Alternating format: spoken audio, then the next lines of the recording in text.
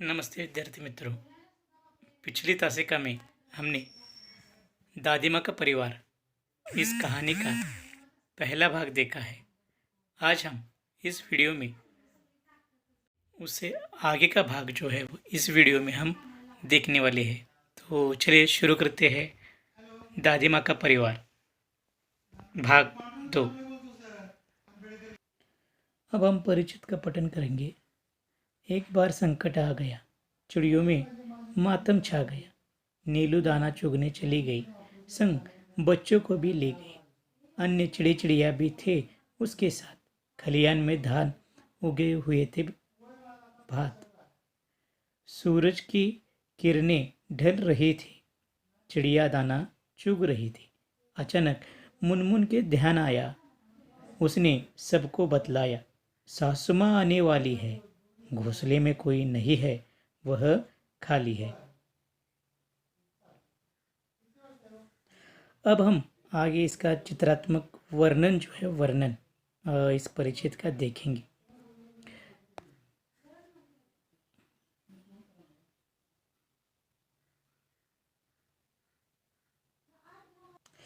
तो देखिए कि एक बार क्या हो गया कि दादी माँ के परिवार में होने वाली जो चिड़िया है, जिसका नाम जो है वह नाम है नीलू। तो वह क्या करते कि अपने सभी बच्चों के साथ, अपने साथियों के साथ क्या करते हैं कि दाना चुगने के लिए, खाना खाने के लिए बाहर चली जाती है और अपने बच्चों के साथ और अन्य सभी के साथ क्या करती है, वह गई है। तो क्या हो गया, वह देखिए कि एक बार संकट आ गया, चिड़ियों में मातम छा गया। अब मातम इस शब्द का अर्थ क्या है कि मौत का दुख, यानी कि इतना बड़ा दुख कि जैसे कि एक आध व्यक्ति की मौत होने के बाद हमें होता है कि उस तरीके का भयानक दुख जो है वो उसे मातम कहा जाता है। तो नीलू जो है वह दाना चुगने के लिए चली खलियान में गई है। वह जाते समय अपने बच्चों के साथ और अपने अन्य चिड़िया यानी कि अन्य साथियों के साथ गई। अब यहाँ पर देखिए कि चिड़िया का मतलब क्या है। चिड़े यानी कि चिड़ा, उसे पुल्लिंग कहा जाता है, और चिड़िया यानी कि स्त्रीलिंग। यानी कि चिड़े यह पुल्लिंग है और चिड़िया इस प्रजाति में स्त्रीलिंग है। तो यह इस शब्द का मतलब हमें यहाँ पर समझ लेना चाहिए। अब वह सभी कहा जाते हैं तो खलियान में जाते हैं, यानी कि खलियान इस शब्द का अर्थ क्या है कि फसल काटने के बाद उसमें से अनाज के दाने अलग करने का स्थान। यानी कि हम अपने गाँव में या जहाँ पर खेती होती है वहाँ पर हम देखते हैं कि जिसकी फसल पूरी तैयार हो गई है और उस फसल को काटने के बाद उससे अनाज जो है वह अनाज अलग जहाँ पर किया जाता है उस स्थान को क्या कहा जाता है, तो खलियान कहा जाता है। आगे देखिए कि सूरज की किरणें जो है वह ढल रही थी, यानी कि सूरज अब धीमा हो रहा था, रात होने ही वाली थी और चिड़िया जो है वह दाना चुगने में लगी थी। अचानक क्या हो गया कि उनमें से मुनमुन नाम की एक जो चिड़िया है उसके ध्यान में आता है कि क्या ध्यान में आता है कि वह सबको उसने बतलाया यानी कि बताना कि उसकी सासू माँ जो है वो सासू माँ घर में आने वाली है और घर में या उसके घोंसले में कोई नहीं है, वह खाली है। अब हम आगे देखते हैं कि घर जाने की उसने विदा ली, सबसे टाटा बाय बाय कर ली।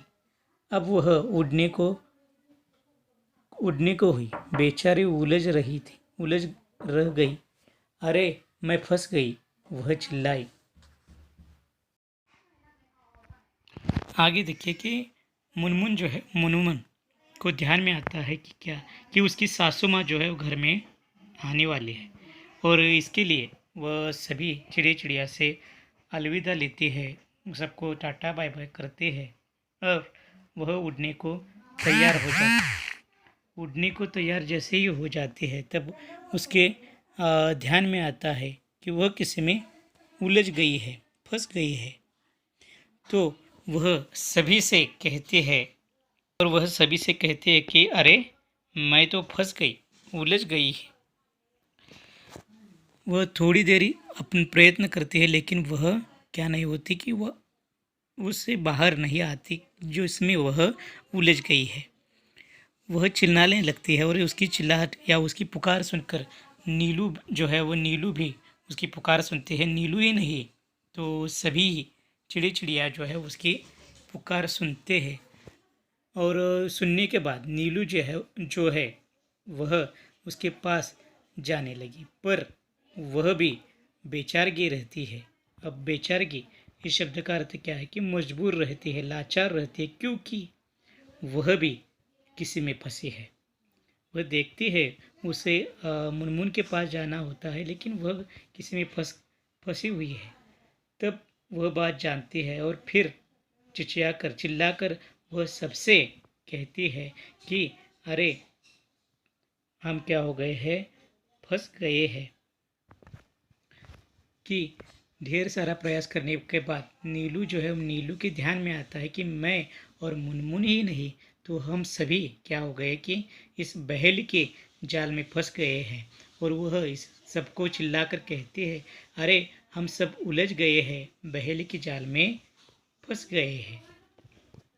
बहेलिया इस शब्द का अर्थ क्या है कि चिड़ीमार, या जो चिड़ीमार यानी कि जो जंगली जानवरों का, पंछियों का शिकार करता है और साथ ही साथ उन्हें मारता भी है, पकड़ता है, तो उसे बहेलिया कहा जाता है। तो आगे देखे कि सभी बहेली के जाल में अब फंसे हुए हैं। बहुत ही उन्हें वह दुखी है, भयभीत तो हो गए हैं। और आगे देखिए अब बहुत तरह उन्होंने यत्न किए, निकल न सके, उलझ गए, चिड़िया हुए उदास, खत्म हुई घर जाने की आस, सभी के हो रहे थे हाल बेहाल, आ रहा था बच्चों का ख्याल, बुरी बातें वे सोचने लगे, सिसक सिसक कर रोने लगे। नीलू टीनू मीनू थे एकदम शांत, हालांकि चिंता से थे वे भी क्लांत। फिर दादी माँ की सीख सुनाई, दी उन्हें एकता की दुलाई, मुनमुन थी उनकी हमजोली, तुनक कर यो बोली, हम में एकता है, लड़ नहीं रहे हैं, हार गए हैं, जाल में फंस गए हैं, चाहे कितनी भी एकता रखो, क्या धरा है सब कुछ जब कुछ कर न सके। टीनू बोली, बस इतने में हार गई, हम ज़रूर जीतेंगे, एकता की ताकत दिखाएंगे। मुनमुन बोली, आखिर चाहते हो कैसी एकता, तनिक खोलो अपनी अकल का पता। तीनों ने समझाई युक्ति। हमने देखा कि सभी बहेली के जाल में फंस गए हैं और इसके कारण वह भयभीत हो गए हैं। वह उस जाल से बाहर निकलने के बहुत सारे यत्न जो है वो यत्न वह करते हैं। बहुत सारे और यत्न क्या है कि बहुत सारे यानी कि कई या बहुत सारे, और यत्न यानी कि कोशिश या प्रयास। वह उस जाल से निकलने के बहुत प्रयत्न करते हैं, लेकिन वह सभी चिड़िया जो है वह उस जाल से निकल नहीं पाते, और जिसके कारण उनकी घर जाने की आस जो है वह आस पूरी तरह अब खत्म होती उन्हें दिखाई देती है। सभी के हाल जो है बहुत ही बेहाल होते हैं, सभी डरे हुए, भयभीत हुए हैं, और इसके कारण उन्हें अब अपने बच्चों का ख्याल उन सभी चिड़िया को आ रहा था। साथ ही साथ बुरी बुरी बातें उनके मन में आ रही थी, वह सोचने लगी थी। जैसे हम एकाध संकट में जब फंसते हैं तो हमें भी बुरी बातें या बुरे विचार जो है वह आते हैं, बिल्कुल उसी प्रकार इन्हें भी बुरे विचार या बुरी बातें उनके मन में आ रही थी, और इसके कारण वह सिसक सिसक कर रोने लगे थे। नीलू जो दादी माँ की संगनिया या सहेली थी, साथ ही साथ टीनू मीनू भी उसके बच्चे जो है उसके साथ थे, वह सभी एकदम शांत थे। लेकिन शांत होने के बावजूद भी उन्हें भी चिंता सता रही थी, वे भी क्लांत नजर आ रहे थे। अब क्लांत यानी कि क्या कि थके हुए, क्योंकि उन्होंने ढेर सारे प्रयास किए थे उस जाल से निकलने के, लेकिन वह निकल नहीं पाते थे। तभी अचानक उन सभी को नीलू को दादी माँ की सीख जो है वो सीख याद आती है। जो यहाँ पर नीलू है, उस नीलू को क्या होता है कि दादी माँ ने कही हुई सीख उसे याद आती है। वह कहती है क्या कि हमें एकता है और हमें लड़ना चाहिए। लेकिन मुनमुन जो है वो उनकी हमजोली है, वह तुनक कर बोलती है। अब तुनक कर बोलना यानी कि क्या कि चढ़ कर बोलना है, ऊंची आवाज़ में बोलना है इस प्रकार से। तो वह कहते हैं कि हम सभी में क्या है कि एकता ज़रूर है, हम लड़ नहीं रहे हैं, लेकिन हम इस भयानक परिस्थिति में हम फंसे हुए हैं। हमें हार अपनी दिखाई दे रही है, हम इस हाल से बाहर नहीं निकल सकते। चाहे हमें कितनी भी एकता क्यों न हो, हम कुछ नहीं कर सकते हैं। तभी टीनू जो है वह टीनू उन सभी को समझाने लगती है कि बस इतने में ही तुम हार गई क्या? क्या तुम में जीतने की या कोशिश करने की तुम कर नहीं सकते क्या? जीतने की आस तुम में नहीं है क्या? हमें एकता है और हमें इस एकता से ही हम इस मुसीबत से बाहर जो है वो बाहर निकल सकती है। तभी मुनमुन जो है मुनमुन कहती है कि आखिर तुम कैसी एकता चाहती हो? तनिक उस एकता का प्रदर्शन या वह कहती है कि तनिक खोलो अपनी अकल का पता, यानी कि तुम्हारे दिमाग में क्या है, उस अकल का पता जो है या उस तरकीब जो है वो तरकीब तुम क्या करो, मुझे बताओ। मुनमुन जो बहुत ही क्या कर रही थी कि तुनक तुनक कर बोल रही थी। अब तुनक तुनक कर बोलना यानी कि यह एक मुहावरा है और इसका अर्थ है चढ़ कर बोलना। तो मुनमुन जो है वो उसे समझाते हैं कि तुम अपनी अकल का पता नीलो खोलो कि हम कैसे इस मुसीबत से बाहर निकल सकते हैं। अब अक्ल का पता खोलना यह भी एक मुहावरा है। इसका अर्थ है तरकीब बताना। हम एकाध मुसीबत में हो तो एक आध दोस्त या एक आध कोई हमें जब एक आध तरकीब बताता है तो उस मुसीबत से हम ज़रूर बाहर निकल सकते हैं। उसे अक्ल का पता खोलना ऐसा कहा जाता है। तो नीलू अपने अक्ल का क्या पता खोलती है या वह क्या युक्ति समझाती है, हम आगे देखते हैं। उससे तीनों की युक्ति से क्या होता है होने वाला था कि उससे मिल सकती थी मुक्ति। योजना सबके मन को भा गई, उसमें थी सबकी भलाई। तीनों बोली मीनू कहेगी 1 2 3 4 उड़ने को रहेंगे तैयार। हम एक साथ उड़ पाएंगे, एक ही दिशा में चलेंगे। सब हो गए होशियार, उड़ने को थे वे तैयार। मीनू बोली 1 2 3 4 उड़ चले सब पंख पसार। जाल सहित वे उड़ लिए, मन में आशा और विश्वास लिए। गजब एकता थी उन सब में, उमंग हिल्लोरे ले रही थी मन में। अब टीनू की युक्ति से ही इन सभी को मुक्ति मिल सकती थी। और ये टीनू जो है वो उन सबको अपनी योजना या तरकीब जो बताती है जिससे हम वह सारे उस संकट से बाहर निकल आए।